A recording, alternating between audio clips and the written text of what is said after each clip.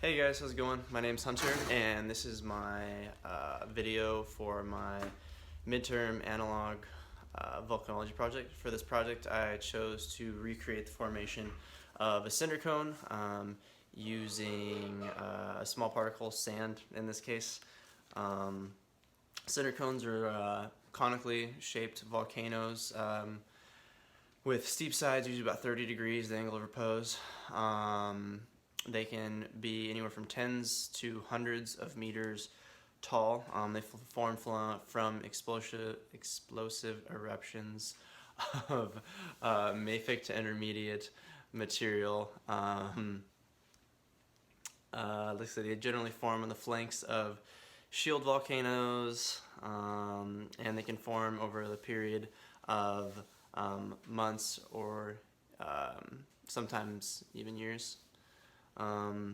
They also can be elongated sometimes, which is what I'm going to show in my experiment. Today I'm going to run the experiment one time with no airflow, or in this case I'm using a fan to simulate there being wind, and then I'm going to run it again with the fan going to simulate having wind to see how it affects the particle distribution, the shape of the cone, and the size of the cone, as well as the distance from the source.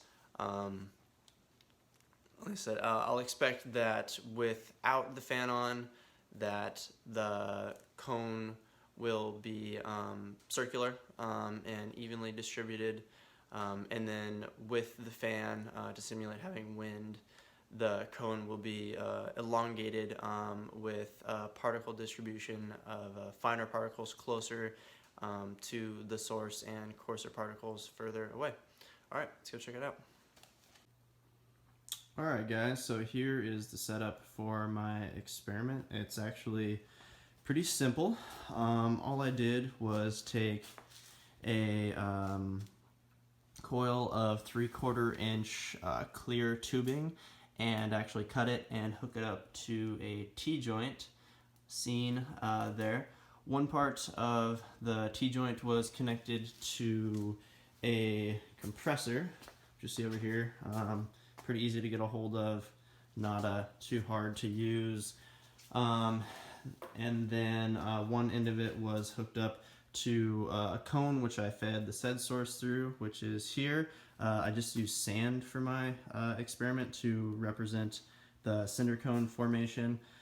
Sand was easy to come by. You can go to Fred Meyer, Walgreens, wherever, pick it up. It was like $5 a bag. Each bag's about 5 pounds. I used 2 bags, so it was a 10 pounds of sediment source, I guess, going into the cone. And then the other end actually right out here, and this is where the sediment or the sand blows out and accumulates a cinder cone right there on the ground, which we'll watch here in a second.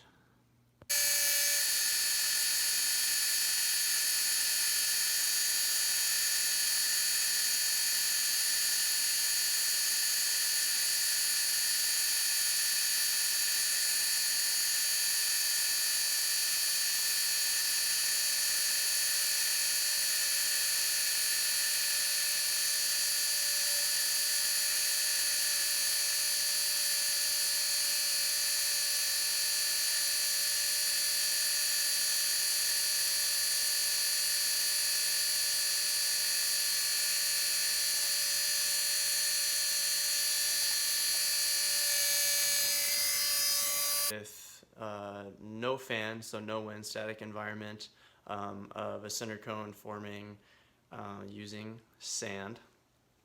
Got some statistics here for you on the formation of that cone. It was 67 centimeters wide, 109 centimeters long, and approximately 2 centimeters deep at its deepest point where the sediments was most concentrated. And it was 109 centimeters away from the sediment source. So the distance from the SED source and the length of it were the same. It basically pooled or started pooling right at the base of the sediment source, which wasn't really surprising. The particle distribution, the finer particles were a lot closer to the source, and the coarser particles were further away and piled all generally in the same place to actually form the deepest part of the cone. And yeah, let's go ahead and run the second experiment. Now to form the second cinder cone, this time with wind, to see if it varies at all.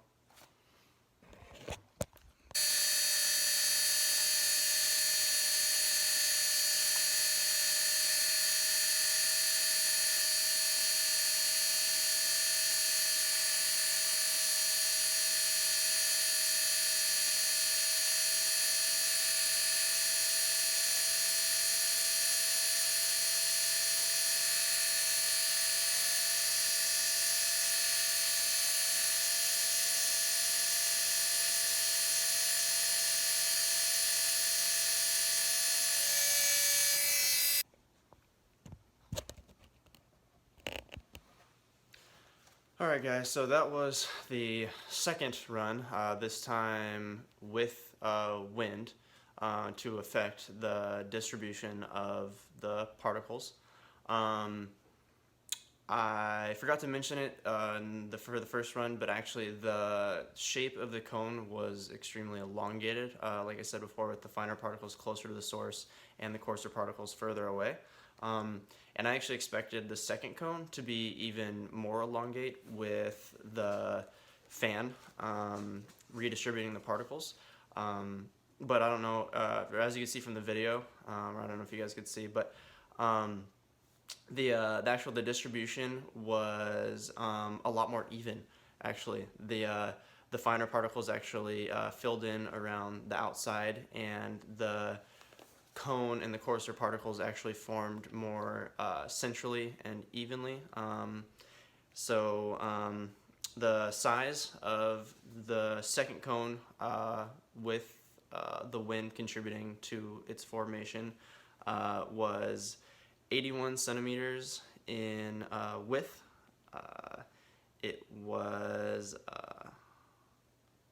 120 centimeters long.